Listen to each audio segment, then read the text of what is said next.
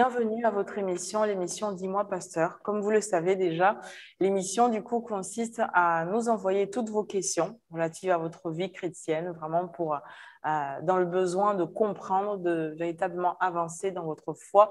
Et du coup, nous sélectionnons et le pasteur se charge tout simplement de répondre afin qu'un maximum de personnes soient encouragées, édifiées, vraiment enseignées. Aujourd'hui, la question qui nous a été envoyée, c'est quelqu'un qui nous dit « Je pense que ma foi a régressé, pouvez-vous m'aider ?» Je suppose que vous êtes d'une manière ou d'une autre concerné et que ce qu'on dira, en tout cas ce que le pasteur dira sur ce plateau vous aidera. Shalom, pasteur.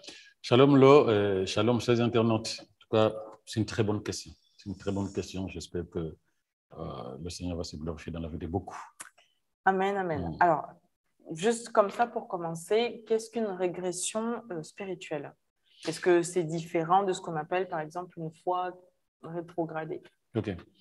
Alors, je commencerai plutôt par un verset, Apocalypse 2, versets 2 à 5. Il dit, je connais ton activité, la peine que tu t'es donnée et ta persévérance. Je sais que tu ne peux pas supporter le méchant. Tu as mis à l'épreuve ceux qui se disent apôtres, mais ne le sont pas, et tu as démasqué leur imposture. Tu as de la persévérance, tu as souffert à cause de moi, et tu ne t'es pas découragé. Mais j'ai un reproche à te faire, tu ne m'aimes plus comme au commencement. De quelle hauteur tu es tombé? Prends-en conscience, change d'attitude et agis comme tu l'as fait au commencement. Si tu refuses de changer, je viendrai à toi et j'enlèverai ta lampe de sa place. Donc là, dans ce verset, il y a tout ce qui concerne la régression spirituelle ou la rétrogradation spirituelle. Alors, tu as posé la question de savoir c'est quoi la régression ou la rétrogradation. En fait, ce n'est pas des termes forcément spirituels, c'est des termes du français. Parce que lorsque quelqu'un conduit une voiture, apprend à conduire la voiture, on lui dit rétrograde les vitesses. C'est-à-dire qu'il faut remettre les vitesses qui sont les vitesses d'arrière. Si tu étais au 5e, on te demande d'être en 3e ou en 2e. Alors, c'est ça. Rétrograder, c'est reculer. Rétrograder, c'est revenir en arrière. Rétrograder, c'est perdre ce qu'on avait déjà acquis. Donc là, on rentre dans une dimension de compétences. Donc, une personne qui a développé des compétences, et les mois qui suivent, les années qui suivent, on sent que cette personne se comporte différemment, mais pas de la bonne manière. C'est une personne qui a perdu les acquis qu'elle avait avant. De cette personne a rétrogradé, cette personne a régressé, son intelligence a régressé, ses compétences ont régressé. Donc, régresser, rétrograder, spirituellement, c'est la même signification, c'est reculer, c'est repartir en arrière. Voilà ce que je peux dire là-dessus.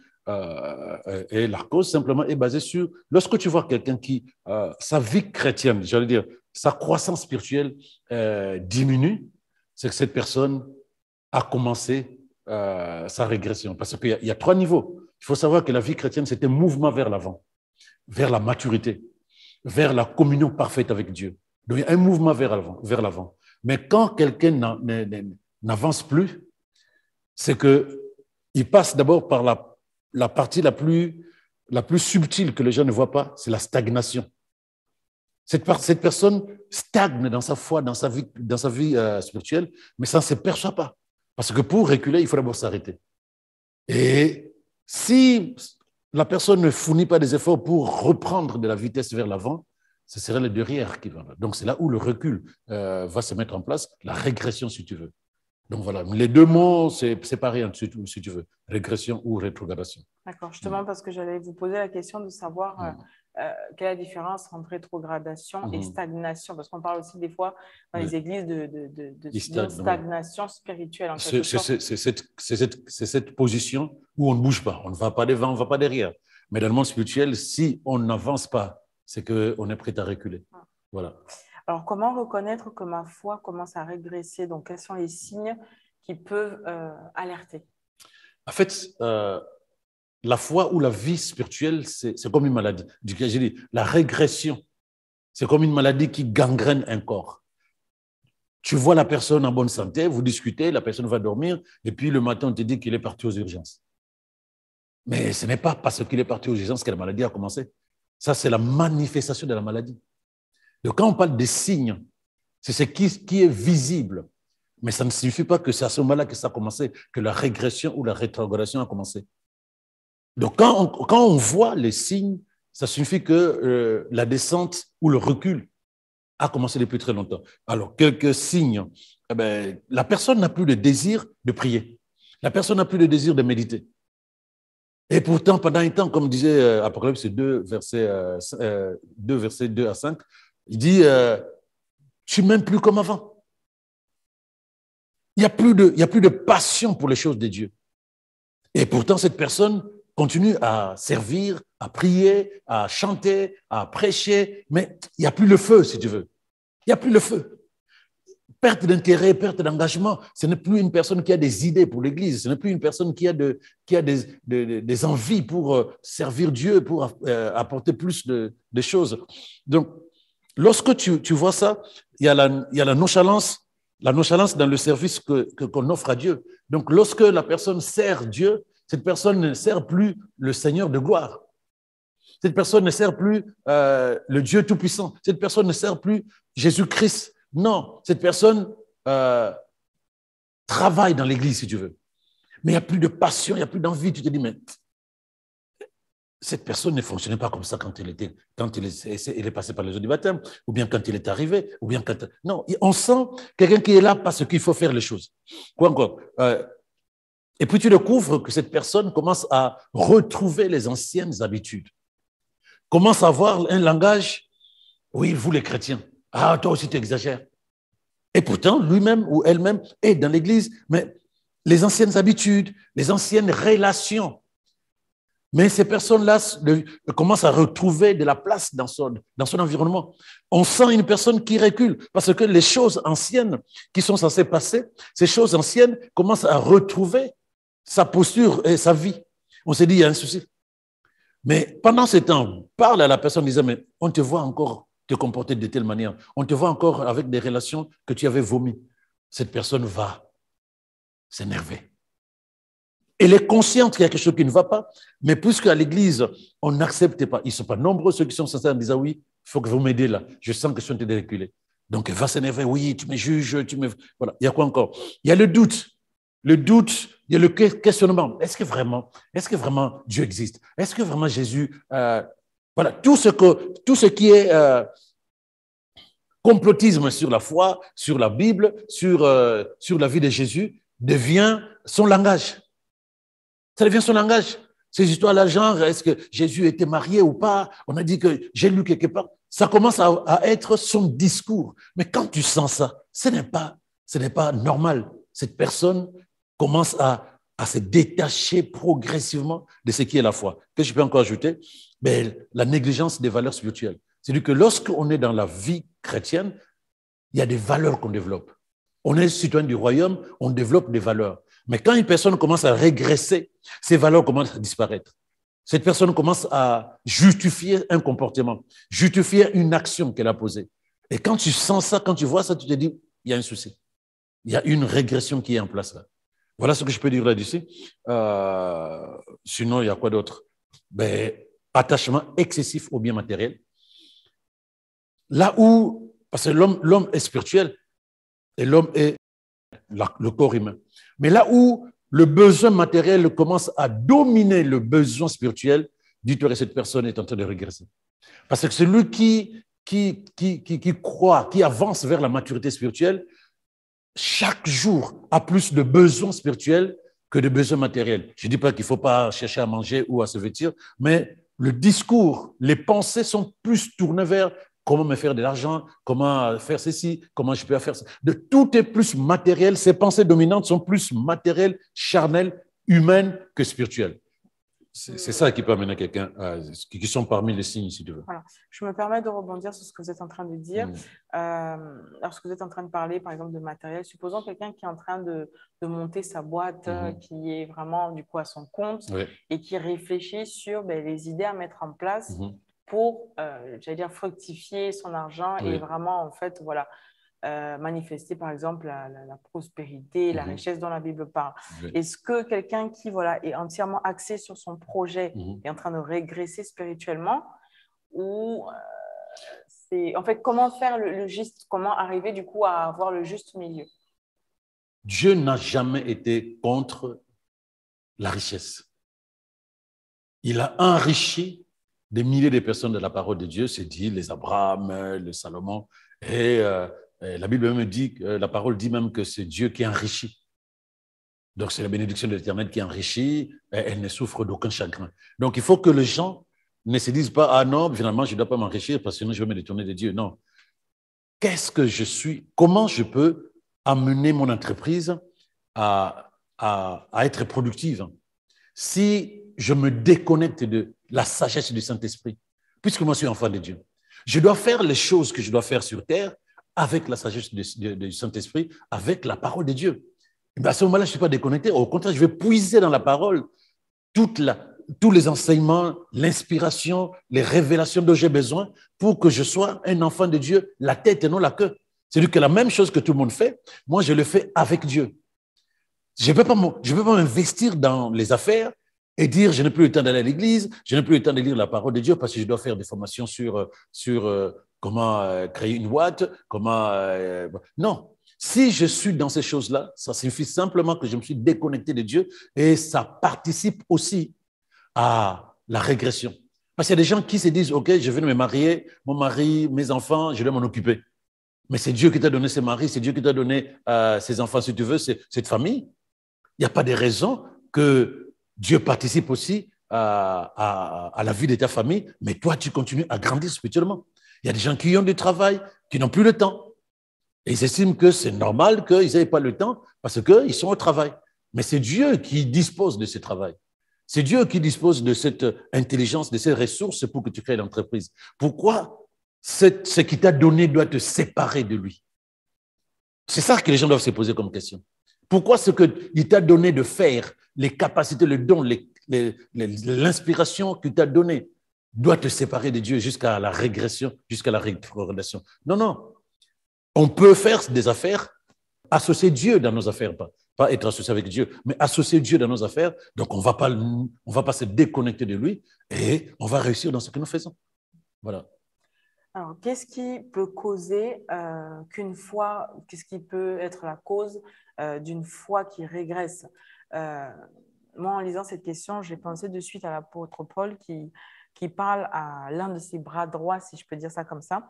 Il dit, en fait, dans une lettre, il dit « Démas m'a abandonné par amour du siècle présent. » Tout à fait. Est-ce que, mais là, par exemple, on le voit, hein, Démas était vraiment quelqu'un qui était dans le cercle restreint de l'apôtre Paul. Oui. Mais qu'est-ce qui a bien pu, du coup, causer le fait que voilà, celui-là qui était justement bras droit de l'apôtre Paul vient à régresser et à repartir vers ce qu'il avait, par exemple, abandonné?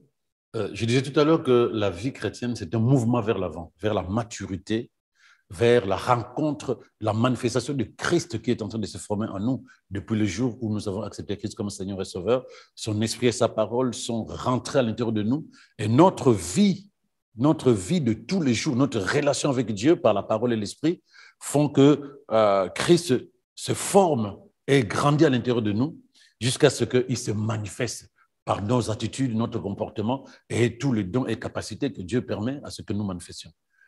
S'il n'y a pas pratique régulière, il n'y a pas évolution. Un enfant qui ne mange pas ne peut pas grandir. Galates 5, verset 7 à 8, il dit ceci: « Votre vie de foi avait pris un bon départ. Vous couriez si bien. Qui a brisé votre élan? » Qui a brisé votre élan? C'est-à-dire qu'il y a quelqu'un qui court et qui s'arrête brusquement. Qui vous a détourné de l'obéissance à la vérité? Et il précise, en tout cas, soyez-en certains, une telle influence ne vient pas de celui qui vous a appelé. Donc, il y a une influence forcément qui amène quelqu'un à régresser. Une influence, d'où qu'elle vienne, il y a une influence. D'abord, il y a le manque de pratique. Pourquoi avant je courais si bien et pourquoi j'ai décidé de ne plus courir? Donc ça, il y a forcément quelque chose qui m'a influencé à m'arrêter. C'est un effort continu, c'est une pratique régulière, la vie chrétienne. Mais dès qu'on néglige ce qui fait la vie chrétienne, méditation, prière, pratique de la parole de Dieu, communion avec les frères et les sœurs, service dans l'assemblée, quand on commence à négliger ces choses-là, on ne peut pas s'attendre à avancer. Alors, on peut aussi, par exemple, observer, par exemple, là, comme je reviens encore sur Démas qui était vraiment sans cesse au contact de l'apôtre Paul, comme on peut le voir dans l'Église, des personnes qui sont là, mais vraiment H24, et on ne comprend pas comment ces personnes-là, par exemple, disparaissent de l'Église ou justement expérimentent cette foi qui régresse. Voilà. Est-ce que c'est un manque de pratique? Parce que des fois, c'est des personnes qui sont aussi engagées. Non, il n'y a pas que ça. Il n'y a pas que ça. L'engagement, je disais tout à l'heure, l'engagement dans l'Église peut faire que la personne est dans l'activisme, pas dans la passion du service. Il n'y a qu'elle et elle seule qui sait ce qui se passe à l'intérieur, dans quel état il est. Puisque dans nos églises, il faut faire attention contre les taxes de païens ou de régressés, mais on fait semblant que tout va bien. Mais il a plusieurs raisons. Donc, il y a le manque de pratique, il y a l'influence de l'environnement. Cette personne, depuis un moment, est en contact avec des personnes qui ont une foi... qui ont des contradictions avec la parole de Dieu, ou même des chrétiens, mais qui ont des foi instables, qui sont déjà régressés eux-mêmes depuis très longtemps. Mais ces personnes commencent à influencer, ne peuvent qu'influencer sa vie à elle, cette personne dont on parle. La Bible dit que les mauvaises compagnies corrompent les bonnes mœurs. Les mauvaises compagnies corrompent les bonnes valeurs. Donc, si on banalise ça, parce qu'on est heureux d'avoir des amis, des potes, de quoi on parle, puisque la Bible dit aussi que la foi vient de ce que tu entends. De quoi on parle dans cet entourage, que ce soit à la fac, que ce soit dans la famille, que ce soit au travail, que ce soit dans la vie de tous les jours, de quoi on parle, ces choses-là auront de l'impact sur ma foi. Et ça peut provoquer aussi une régression. Il y a autre chose aussi, l'expérience aussi des événements traumatisants qui vont amener la personne à se dire bon, si Dieu était là, pourquoi ne pas sauver mon père? Moi, j'ai prié, j'ai jeûné pour que mon père ou ma mère soient guéris. Pourquoi il est quand même parti? Et ça bloque. Mais tout ça, quelles que soient les raisons que je peux donner là, c'est un problème de maturité de la connaissance de Dieu. Parce que ce n'est pas parce que un parent proche, un être cher est parti que je dois me fâcher contre Dieu. À ce moment-là, je ne connais pas vraiment Dieu pour que je me fâche contre lui. Donc, il y a plusieurs raisons. Il y a, comme je disais au début, il y a les doutes, les questionnements. On commence à se poser les questions. Est-ce que vraiment ceci? Est-ce que la méconnaissance de la réalité spirituelle amène les personnes à se laisser aller, que ce soit en lâchant les pratiques, que ce soit dans les relations qui peuvent impacter leur foi, que ce soit dans les événements de la vie qui peuvent aussi impacter leur foi. Toutes ces choses-là, et même ce que je disais tout à l'heure vers la fin, la préoccupation matérielle. La préoccupation matérielle, parce que les gens dans les assemblées, ils attendent que dès qu'ils commencent à prier, demain, ils ont un travail, ils ont un mari, ils ont une voiture, ils ont une maison, ce qui est normal, parce que ce sont des besoins fondamentaux de la vie de tous les jours. Mais ils ne font pas attention que leur fonctionnement ne permet pas à ces choses-là d'être épanouies. Eux, ils se disent, j'ai prié, il faut que j'aille ça quand je me lève. Mais ils ignorent que derrière, il y a aussi un travail. Il y a aussi la pratique. Il y a aussi la quête. C'est comme un enfant qui veut réussir, qui se dit, je suis chrétien, je ne veux pas réviser, parce que Dieu est celui qui me permet d'avoir la victoire, et il va échouer. Donc, il y a plusieurs facteurs qui font que ça ne marche pas, mais leur besoin est tel qu'ils se disent, ça ne va pas. Et ils commencent à se tourner vers le monde, aller chercher des plans B. Ils commencent à se tourner vers le monde en disant, OK, le monde au moins, je sais où aller chercher quoi. Là où il y avait la confiance en Dieu, il n'y en a plus. Donc, il y a plusieurs facteurs, mais toujours est-il que lorsque la foi ne grandit pas dès le départ, il est facile de régresser. Lorsqu'on ne travaille pas pour que la foi grandisse, il est facile de rétrograder. D'accord.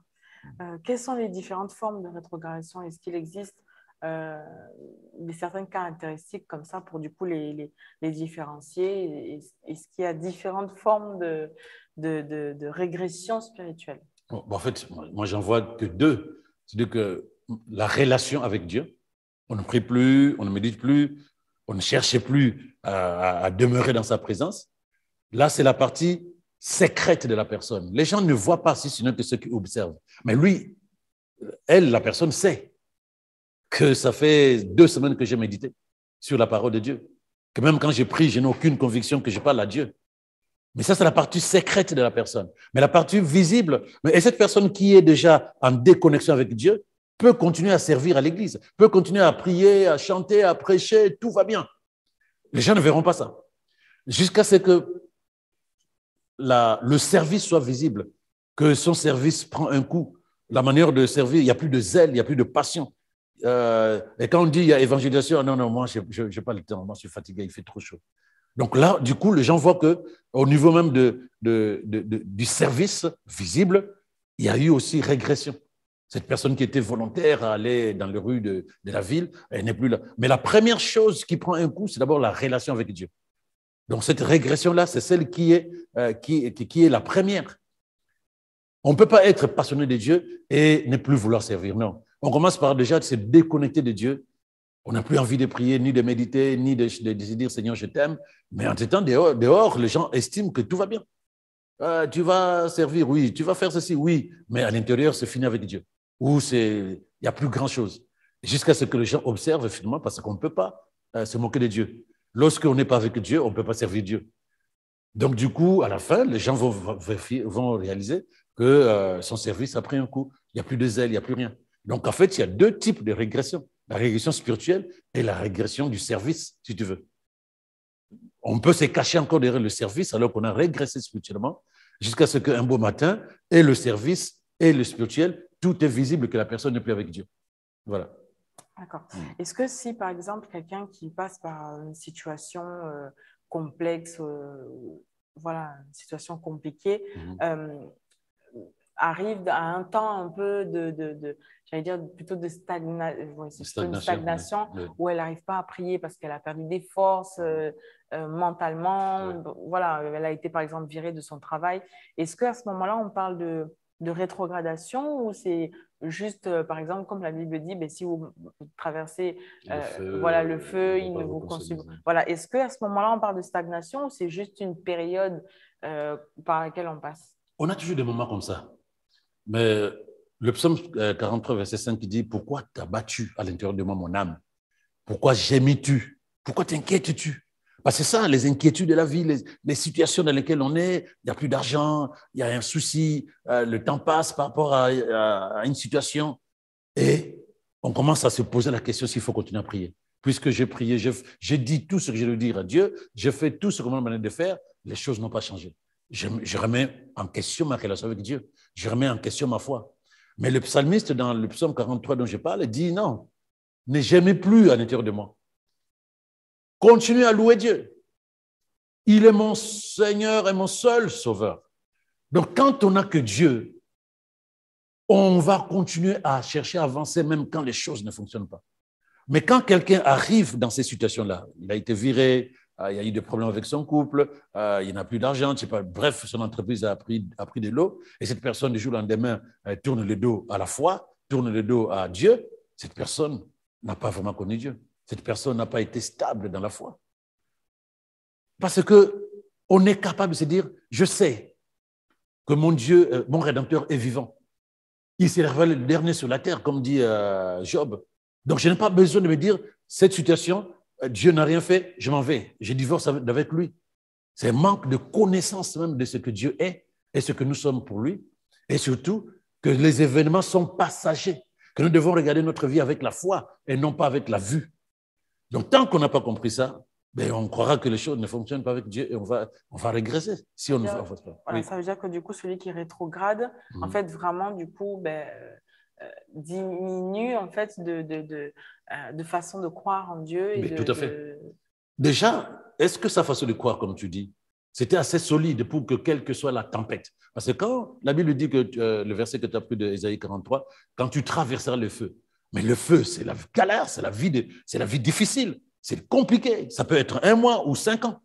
Mais il dit, quand tu vas traverser ces moments-là, moi, je serai avec toi.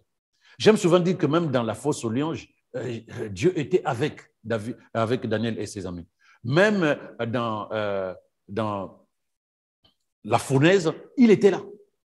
Jésus, dans la barque, où la barque prenait de l'eau, où le disciple était en train de couler, il était là. Nous ne devons pas croire que, si nous disons que nous sommes enfants de Dieu, mais apprenons à avoir confiance en lui. Il a dit qu'il sera avec nous jusqu'à la fin des temps.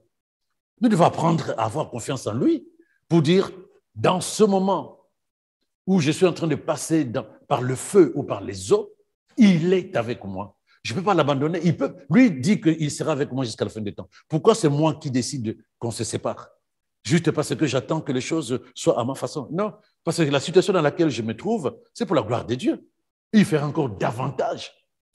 L'histoire de Job nous a fait comprendre ça, que ce qu'il a perdu, ça a été restauré au-delà de ce qu'il avait. Donc, les situations seront toujours dans la vie du chrétien, que personne ne te berce d'illusions. Mais c'est la manière dont nous réagissons et comment nous sortons de là qui fait la différence. Et une personne qui n'a pas la foi stable croira que Dieu, ça ne vaut pas la peine, quoi. Mais c'est une erreur. Est-ce qu'on peut prier pour quelqu'un Est-ce qu'on peut prier pour que quelqu'un, du coup, ne perd pas sa foi, pour que la personne ne rétrograde pas? Est-ce qu'on peut se porter en tant qu'intercesseur ou Oui, mais ça ne règle pas le problème. On intercède pour que l'ennemi ne profite pas de ce moment-là pour détruire davantage la foi de la personne. Parce que le combat qui nous reste, nous, en tant que chrétiens, étant donné que Christ a gagné tous les combats, c'est le combat de notre foi que nous devons préserver, protéger. Et le diable le sait. Quand nous sommes affaiblis par les situations de la vie, quand nous sommes séduits par tout ce qui tourne autour de nous, l'entourage, le matériel et tout ce qui nous intéresse charnellement, lui en profite. Il nous déconnecte et on s'affaiblit loin de la parole de Dieu. On s'affaiblit lorsqu'on ne pratique plus la prière, lorsqu'on ne pratique plus la méditation sur la parole. Donc, cette faiblesse de la foi, de notre être intérieur, amène le diable à pouvoir récupérer et détruire. Mais pendant ce temps où le diable est en train de tourner autour de la personne, et tu sens que la personne commence à donner des raisons, des excuses dans son service, dans sa manière de prier. Demain, on a prière. Ah ouais, mais c'est difficile, j'ai mal à la tête. L'esprit vous communique que cette personne est en train de régresser. Vous êtes à même de pouvoir intercéder, vous mettre à la brèche. Mais le dernier mot appartient à la personne. Il faut que la personne se dise, purée, mais je suis en train de descendre alors que ma vie chrétienne doit monter. Le travail des intercesseurs dans une vie de quelqu'un qui est en train de régresser, c'est un travail de se mettre à la brèche, mais pas un travail de mettre le désir de Dieu dans son cœur. Ça, c'est lui qui doit se dire, Dieu me manque. Ma relation avec Dieu a pris un coup, Dieu me manque, j'ai besoin de restaurer ma relation avec lui. Mais cette pensée spirituelle, évidemment, c'est grâce à vos prières. Mais l'action d'avancer, c'est lui qui doit prendre la décision. Oui, on peut prier pour une personne qui a des soucis dans sa relation avec Dieu. On peut prier, on peut intercéder. D'accord. En fait, ça m'a fait penser du coup à quand Jésus dit à Pierre, Simon, Simon, Satan vous a réclamé. Oui, voilà. Pour vous perforer comme une sorte de cuillère. Voilà, pour vous cribler du coup comme le froment, mais j'ai prié pour toi afin que ta foi ne défaille. Donc, oui. Voilà. Non, mais en plus, il a ajouté, quand tu seras converti, affermis tes frères. Donc, il lui fait comprendre que non, ce qu'il a fait là, Satan, c'est ta faiblesse de foi. Oui, il dit noir sur blanc à Simon, quand tu seras converti, d'autres versets disent quand tu seras affermi, pense à faire la même chose pour tes bien-aimés, pour tes frères. Cela signifie que lorsque notre foi est affaiblie, le diable s'élève. C'est un charognard, il ne peut pas te toucher quand tu es totalement en Christ. Mais quand il sent que tu flottes, c'est là où il profite pour t'apporter de la séduction, pour t'apporter des distractions. Donc oui, c'est vraiment ça. On peut intercéder, mais il faut que la personne se développe davantage. C'est ce que Jésus a demandé à Pierre. Quand tu seras affermi aussi tes frères. Quand tu seras converti, je ne sais pas pourquoi il a utilisé ce terme, quand tu seras converti, affermis tes frères. Ça signifie simplement que travaille davantage dans la stabilité de ta foi. Ouais. Alors, spirituellement, quels sont les dangers du coup d'une foi qui défaille? Vous en avez parlé un tout petit peu, oui. Mais du coup, vraiment, c'est important du coup de revenir dessus. Est-ce que spirituellement, il y a des dangers? Je suppose que oui. Et du coup, lesquels? Parce que, par exemple, là, de toute façon, la Bible dit que le diable rôde comme un lion rugissant, cherchant qui dévorer. Est-ce que spirituellement, lorsqu'on rétrograde, il y a des dangers? Il y a un but Il y a forcément des dangers, comme tu as dit, mais il y a un but, il y a une vision de Dieu lorsqu'il a fait de nous ses enfants. Un enfant, il naît, il grandit, il devient adulte et il devient productif. Un enfant n'est pas productif. Donc, la première des choses, c'est que lorsqu'on régresse spirituellement, cette progression est retardée.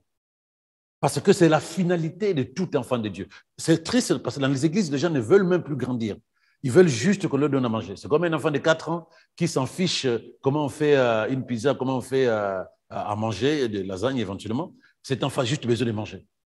Et aujourd'hui, il y a des bébés dans les églises. Ils ne sont plus capables de se dire, je dois grandir. Donc, la régression suffit que je recule. Si la personne regresse, il y a un retard dans sa maturité spirituelle. Il y a quoi encore? Mais ça, tant qu'on n'est pas mature, on ne porte pas de fruits. Donc, là où on attend porter de fruits, là où on attend que Christ se manifeste à 100% dans nos vies, mais puisque nous sommes en retard dans notre croissance spirituelle, il n'est que normal que le fruit tarde aussi à se manifester. Et il y a un point aussi qu'il ne faut pas oublier, nous sommes appelés à être utiles à Dieu. Le temps que nous ne sommes pas matures spirituellement, donc on n'envoie pas un enfant à la guerre, on envoie un adulte. Donc cela suffit que si nous ne sommes pas matures, nous reculons, nous ne grandissons pas et nous ne pouvons pas rentrer dans notre appel parce que Dieu a appelé chacun de nous à vivre une vie qui le glorifie. Quel que soit l'environnement, ce n'est pas seulement pasteur, prophète et tout, même dans la vie séculière, c'est-à-dire que la vie laïque, nous sommes des appelés de Dieu. Mais si nous ne sommes pas matures spirituellement, la vie de Dieu ne peut pas se manifester. Donc l'appel de Dieu dans la vie d'une personne ne peut pas se manifester tant que cette personne ne grandit pas. C'est dû à quoi?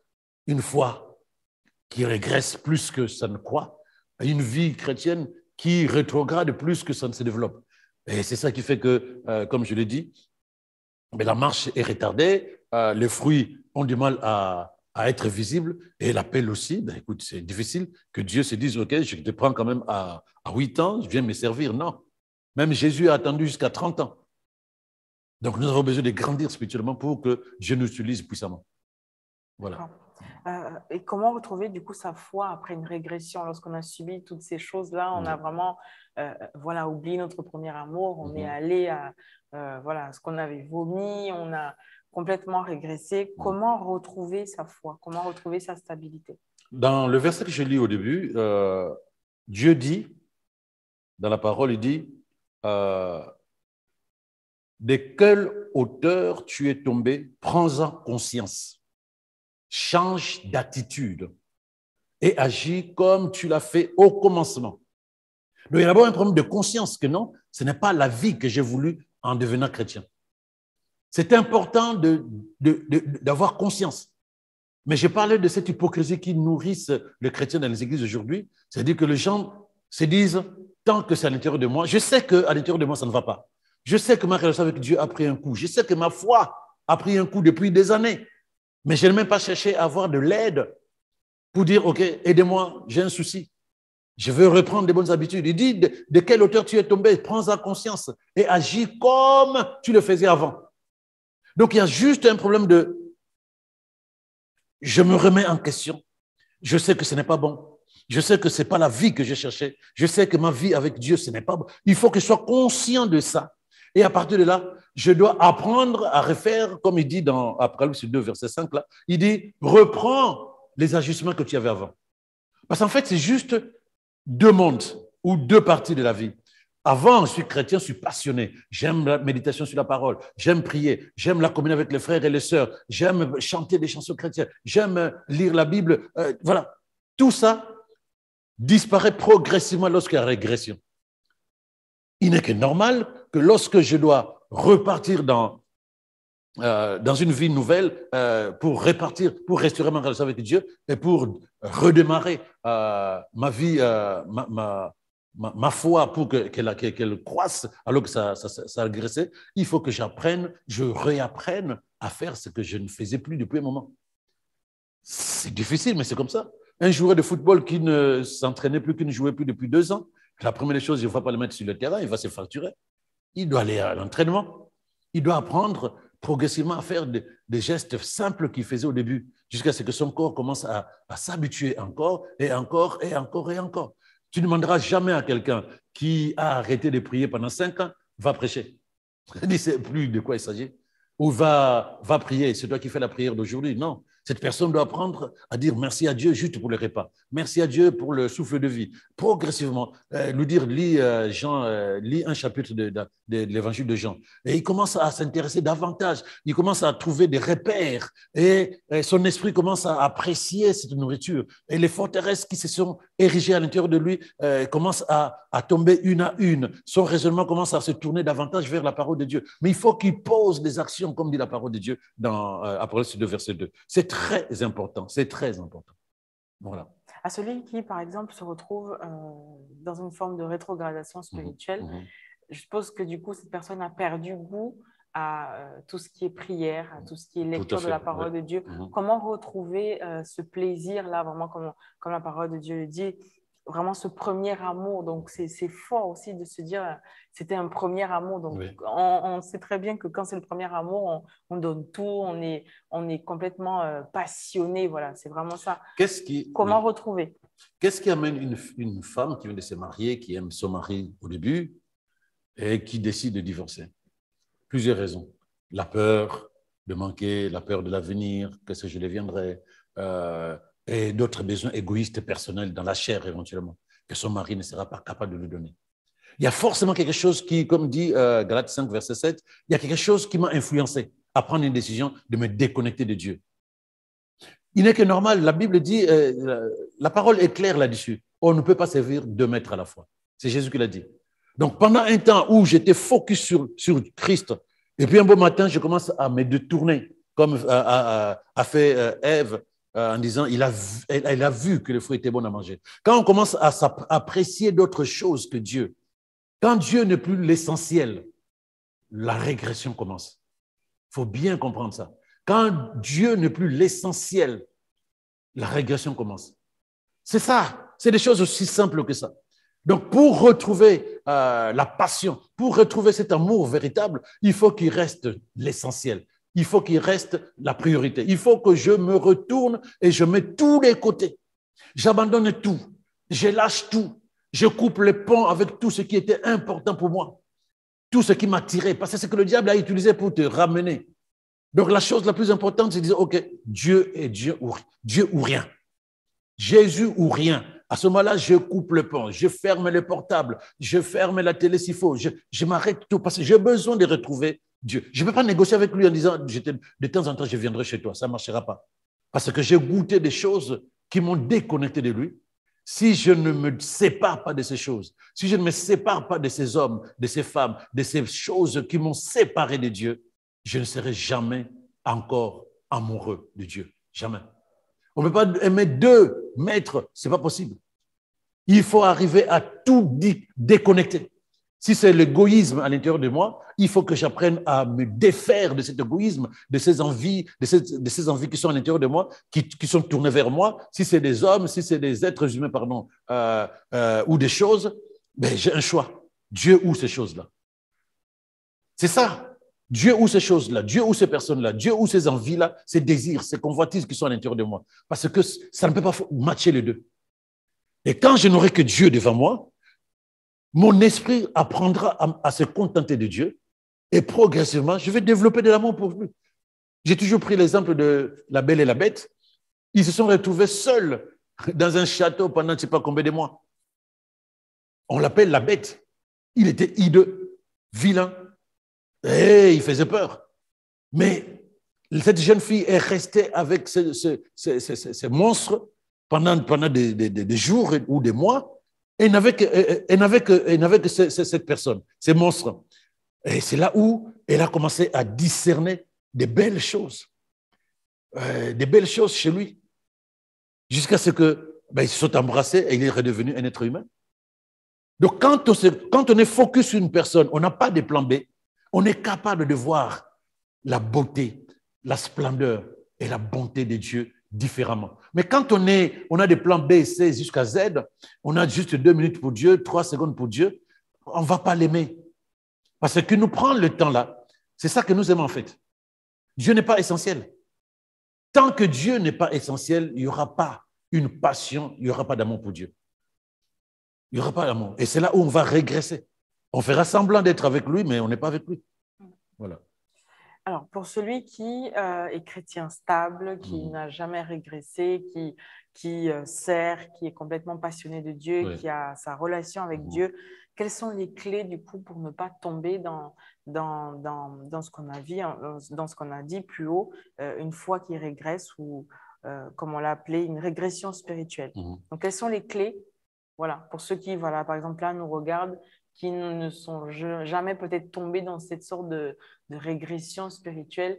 Quelles sont les clés pour ne pas tomber là-dedans? Non, mais ce que je peux dire, ça concerne aussi une personne qui a régressé, qui sait ce qu'on appelle régresser, rétrograder, et qui n'a plus envie de régresser.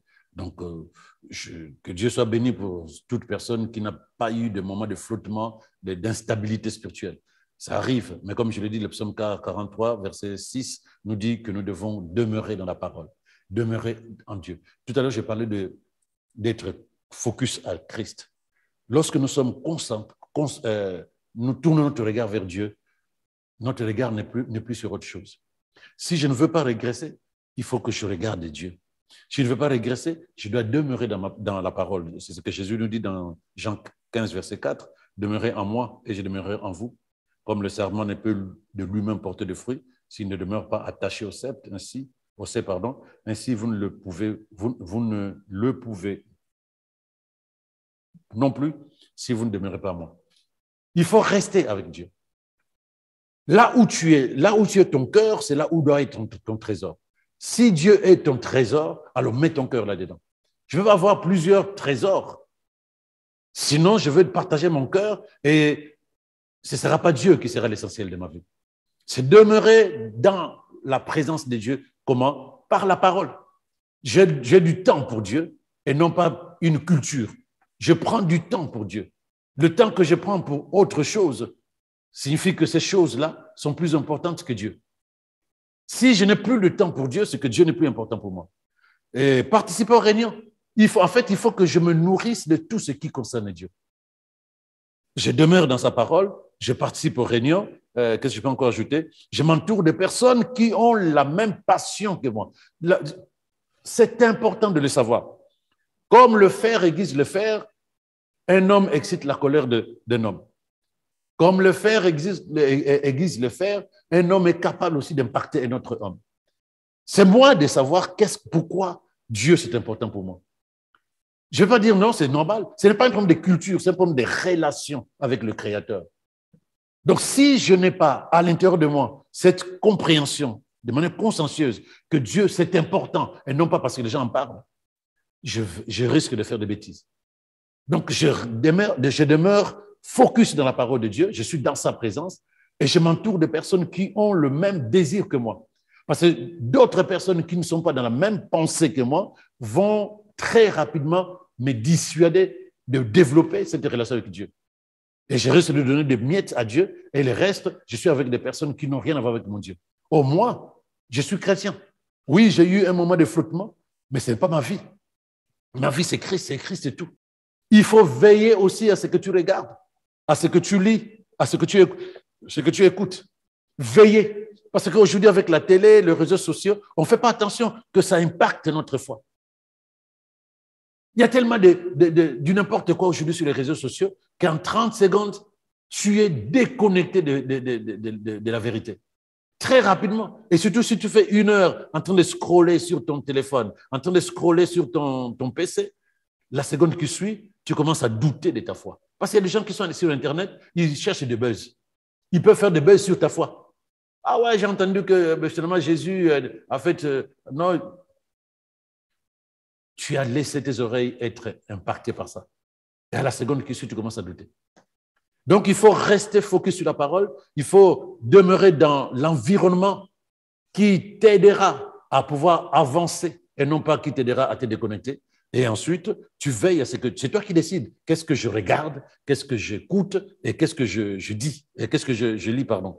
Voilà. Donc, c'est ce que disait Galates 5, verset 7, l'influence. C'est l'influence. Il dit, mais qui vous a détourné de l'obéissance à la vérité? C'est l'influence. Et tout est lié sur l'influence. Tout est lié sur l'influence. Il faut chercher à être influencé positivement, soit par une vie de discipline, soit par l'entourage que tu as autour de toi. Voilà. D'accord. Est-ce que vous avez un dernier mot du coup à dire à ceux qui nous regardent?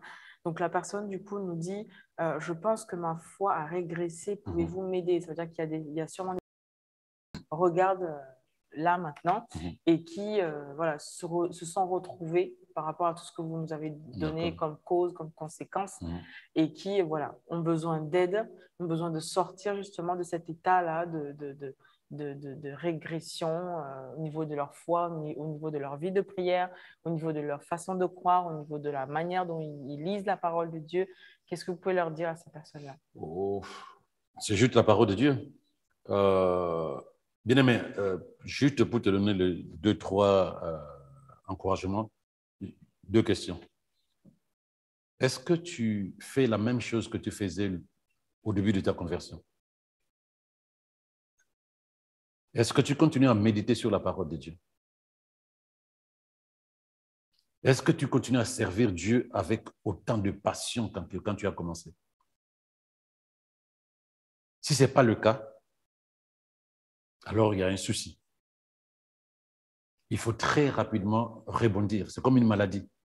Tu laisses, ça te pourrit de l'intérieur et ça se manifeste à l'extérieur. Apocalypse 2 que j'ai lu tout à l'heure, verset 5, qui dit « Souviens-toi donc d'où tu es tombé. » Tu peux te dire « Je ne suis pas tombé. » Mais tomber, c'est être déconnecté dans ce que tu faisais avec Dieu.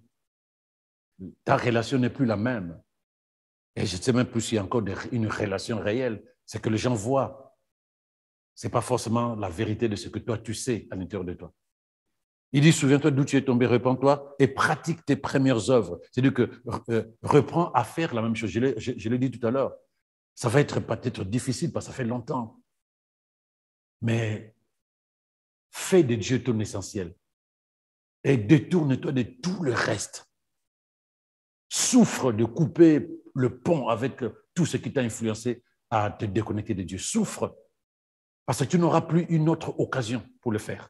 Parce que quand le diable sait que là, tu m'écoutes et que tu as envie que les choses changent, si tu commences et tu t'arrêtes, si tu ne coupes pas le pont à tout ce qui t'a influencé, il va te récupérer et t'enfermer davantage, plus même que ce que tu étais hier. Je prie que tu comprennes cela. La parole demande que tu sois conscient. Réveille ta conscience. Depuis quand c'est arrivé? Quelles sont les influences qui t'ont amené progressivement à ça? Des besoins personnels ou les contacts avec lesquels tu es au travail, à l'école, dans la famille? Et dès que tu réalises cela, tu te lèves. Tu demandes pardon à Dieu. La Bible dit que si nous confessons nos fautes, il est juste et fidèle pour nous les pardonner. Parce que c'est séparé de Dieu. C'est, j'allais dire, c'est la pire des décisions qu'on peut prendre. Et pourtant, peut-être que tu l'as prise d'une manière en disant, OK, je vais fonctionner à ma façon. La première des choses que tu dois faire, c'est ça. Regarde, ce verset, il dit ceci dans Parole vivante, le même verset d'Apocalypse, il dit, rappelle-toi de quel auteur tu es tombé, rentre en toi-même et change d'attitude et vis de nouveau comme au commencement. C'est-à-dire que c'est une décision qui t'incombe. Moi, je prends la décision de prier pour toi ce soir. Mais toi, tu dois prendre la décision d'arrêter la descente, de tourner vers Dieu ton regard, de couper tous les liens qui t'ont influencé, tous les liens, tout ce qui t'a influencé à régresser progressivement. C'est une influence, quelle que soit. Et te dire maintenant, il n'y a que Dieu. Advienne que pourra. Quelque chose que je vais perdre chez les humains, mieux vaut que je ne perde pas Dieu. Que Dieu soit ton essentiel. Et tu verras que tu peux progressivement retrouver l'amour dont il parle, la passion, le désir et l'envie de demeurer dans sa présence. Reprends à lire la parole de Dieu. Reprends à méditer sur la parole de Dieu. Reprends à communier avec les frères et les sœurs que tu as fouillés éventuellement, que tu négliges aujourd'hui parce que tu trouves du plaisir avec les autres qui parlent de tout, de rien, et jusqu'à ce que progressivement tu aies cassé ta foi. Convertis tes oreilles vers la parole. Écoute le Saint-Esprit. Dieu t'aime. Dieu t'aime et il a besoin que tu sois avec lui pour te faire du bien. Ton bonheur n'est pas dehors. Ton bonheur est en Christ. C'est le diable qui t'amènera dehors de Dieu, croyant que c'est là où tu vas réussir. Mais moi, je sais qu'en Christ, lorsque tu vas retrouver le chemin de la foi avec Christ, tu réussiras dans ta vie. C'est ma prière et c'est tout ce que je peux te dire aujourd'hui. Que le Seigneur te fortifie davantage. Amen, amen, amen. Alors, sachez que si vous vous retrouvez dans cette situation, le meilleur moyen, du coup, c'est de revenir à vos premières œuvres, tout simplement. Revenir à ce que vous faisiez et le pratiquer vraiment et encore et encore. Et du coup, la pratique fera que vous allez davantage vous retrouver dans la parole de Dieu, dans la méditation, dans la prière. Nous croyons que vous avez été bénis par rapport à tout ce qui a été dit ce soir. Nous vous souhaitons comme ça de passer une excellente soirée. N'hésitez surtout pas à partager, comme nous le disons. Mais du coup, si vous avez été bénis, sachant que voilà, vous êtes plusieurs personnes à nous regarder ce soir, n'hésitez pas à le partager à des collègues, à des camarades, à la famille. N'hésitez vraiment pas à le partager. Si vous avez été bénis, enseigné ce soir, vous pourrez également faire du bien à quelqu'un. Passez une excellente soirée. Shalom, shalom.